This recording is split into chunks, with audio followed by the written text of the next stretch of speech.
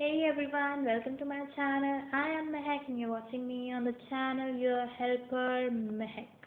So guys, as you know कि हमारा class 11 chemistry unit 5 चल रहा है states of matter and gases and liquids.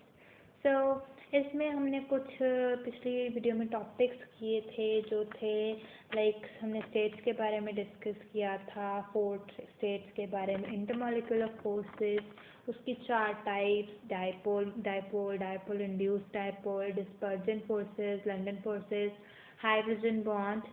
And today we are going ahead of the topics, and today our first topic is thermal energy. Actually I have made notes and then uploaded here the pictures so as to give you some definitions also, because only if I write on the board I am not able to write the full definition. So to give that also I have written here, and you can see and write, and if you want to learn from here. So let's get started. So first is thermal energy. Our first topic, thermal energy. Energy of body due to motion or movement of its atoms and molecules. Thermal energy हम उसे कहते हैं जब body किसी motion में है, कोई movement कर रही है, उसके जो मॉलिक्यूल्स हैं, एटम्स हैं, उनमें मूवमेंट हो रही है, वो मोशन में है, तो उस बॉडी में कुछ एनर्जी होती है, उसे हम कहते हैं थर्मल एनर्जी. ठीक है. उसके बाद क्या है, यहाँ पे दिए गए हैं गैस टू सॉलिड बन रहा है, gas to liquid and liquid to solid बन रहा है. ठीक है. यहाँ पे भी बताएगा कि मॉलिक्यूलर इंटरैक्शंस किस डायरेक्शन में बढ़ती हैं और थर्मल एनर्जी किस डायरेक्शन में बढ़ती है. So the thermal energy increases in order solid from liquid to gases. ठीक है. And molecular interactions increases gas, liquid and solid. As I've already told you, solids are closely packed, and we already always say now that the molecules of solids are closely packed, so they have higher molecular interactions than liquid and then gases also. ठीक है.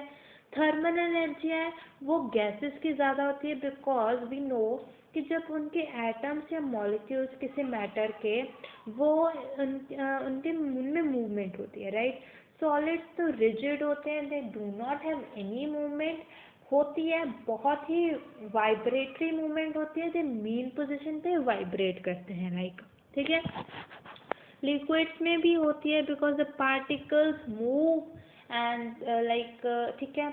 सो gases में सबसे ज़्यादा इसलिए होती है because जिस भी कंटेनर में डालोगे वो चाहे कितना ही बड़ा है, they will expand in whole container and will occupy the volume also, and they will collide in each other, and we will see some properties of it in gases in kinetic gas theory. So let's move to the next point. So our next point is melting point. So melting point क्या हो, वो temperature जहाँ पे एक solid melt करने लग जाता है लिक्विड बनने के लिए. ठीक है. Like ice is a solid and it becomes a liquid. The temperature at which it becomes liquid from solid is called melting point, right? Moving on, boiling point. Boiling point वो temperature होता है जहाँ पे एक liquid जो है वो vapours में चेंज हो जाए, या आप कह सकते हैं लिक्विड से गैसेस बन जाए. ठीक है. अभी इनको थोड़ा और साइंटिफिकली डिफाइन करने के लिए we have a term called vapour pressure. Here it is. तो वेपर प्रेशर क्या होता है कि जब we have a container full of water and we are heating it. ठीक है. सो जो ऊपर से हमने इसको लिड से कवर कर रखा है एंड अंदर इसके वेपर्स मतलब स्टीम बन रही है, so it will exert some pressure on the lid.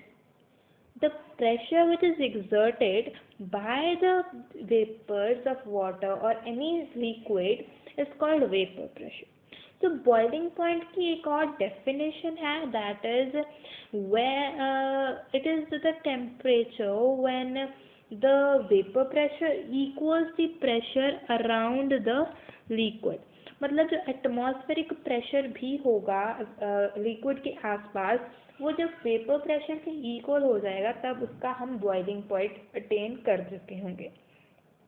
Similarly, to define the melting point in regarding pressure, so melting point के वक्त क्या होगा कि जो प्रेशर है वो स्टैंडर्ड हो जाएगा। एट स्टैंडर्ड प्रेशर मतलब जब प्रेशर स्टैंडर्ड हो जाएगा एकदम, तो उसे हम मेल्टिंग पॉइंट कहते हैं। Next we have some measurable properties of gases. ठीक है, हमारे पास कुछ मेजरेबल प्रॉपर्टीज हैं गैसेस की। फर्स्ट ऑफ ऑल हमारे पास है मेजरमेंट ऑफ मास। मास किसी गैस का हम कैसे मेजर कर सकते हैं? Like we can simply do it like we have a container, an empty container, we will weight it, ठीक है, इसका वेट कर लेंगे and then we fill gas in the container and then weight it, ठीक है।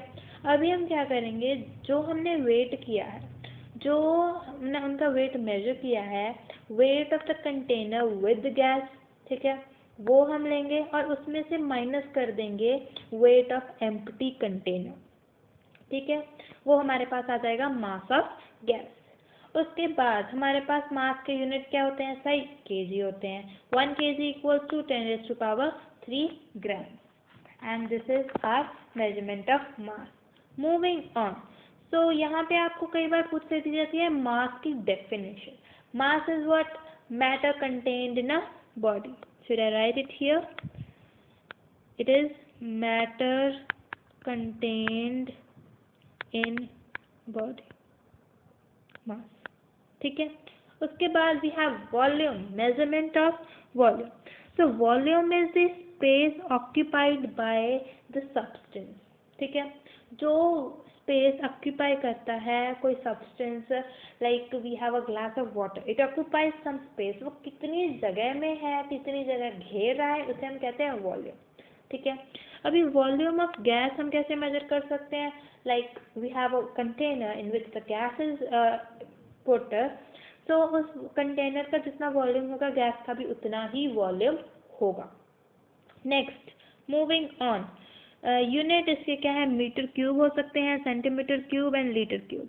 Now we have relations, 1 millilitre equals to 1 centimetre cube, 1 liter equals to 10⁻³ centimeter cube, right? Next, we have the measurement of pressure. So, what is pressure? It is, we have already defined it in our previous classes, lower classes.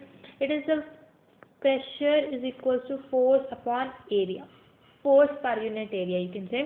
इसके units होते हैं pascal, torr, bar. You have already heard some of them. And some are new, torr, bar, and there are many other units, right? इसे हम Newton में भी convert कर सकते हैं, you know, very much. Moving on to the atmospheric pressure, it is like in pressure में इसे consider किया जाता है।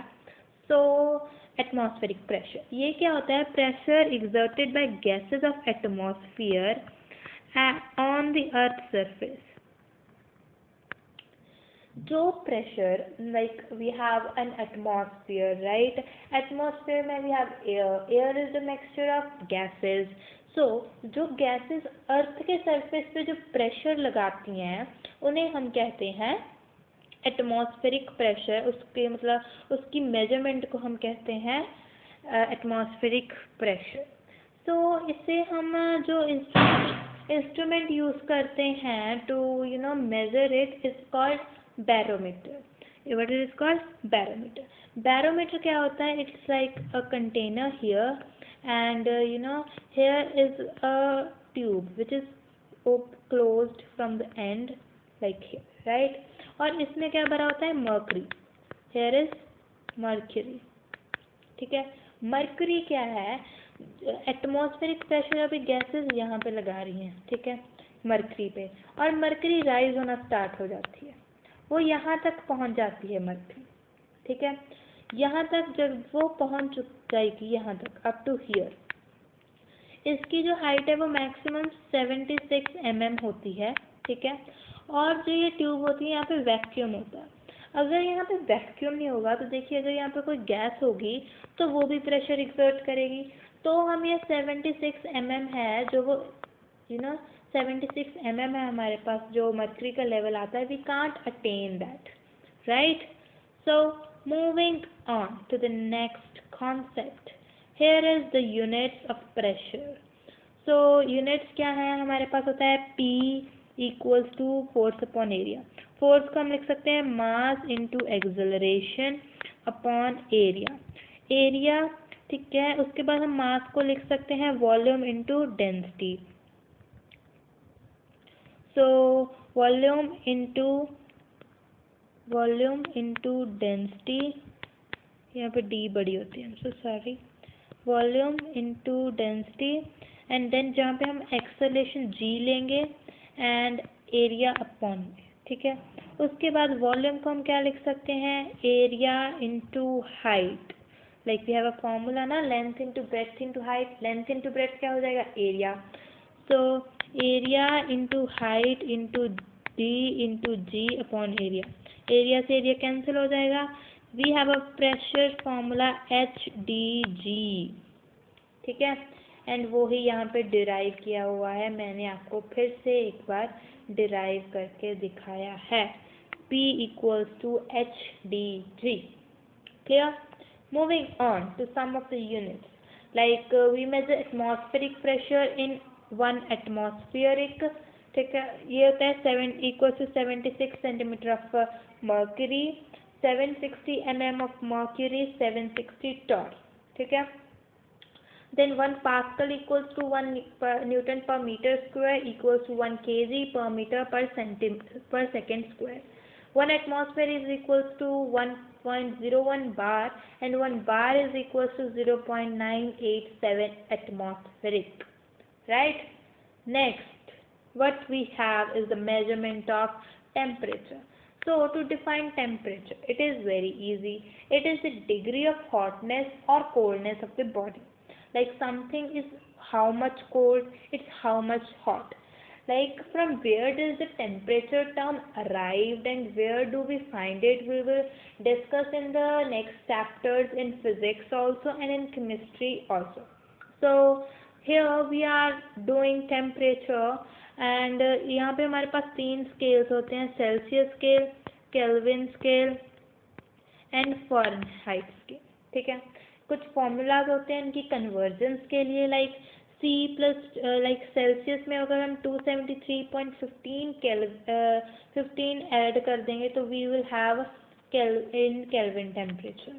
Like we say at 0 degree Celsius का मतलब होता है 273.15 केल्विन, ठीक है। 100 डिग्री सेल्सियस का मतलब होता है 373.15 केल्विन, ठीक है, ये हमारे पास होता है। उसके बाद हमारे पास सेल्सियस टू फ़ारेनहाइट जाने का भी मेथड है। सो ये हमारे पास फॉर्मूलाज हैं। अगर हमें सेल्सियस टू फ़ारेनहाइट जाना हो एंड फ़ारेनहाइट टू सेल्सियस, यहाँ पे ये ब्रैकेट होती है, मतलब 9/5 इससे मल्टीप्लाई कर बाद में 32 प्लस किया जाता है, बट यहाँ पे जो डिग्री सेल्सियस हमें निकालना था 5/9 बाद में मल्टीप्लाई होता है, पहले फ़ारेनहाइट में से 32 जो माइनस होते हैं, right. So this was all for today, and in the next we will discuss gas laws. We will start the next concept in the next video. Thank you so much for watching, and please like, share and subscribe to my channel.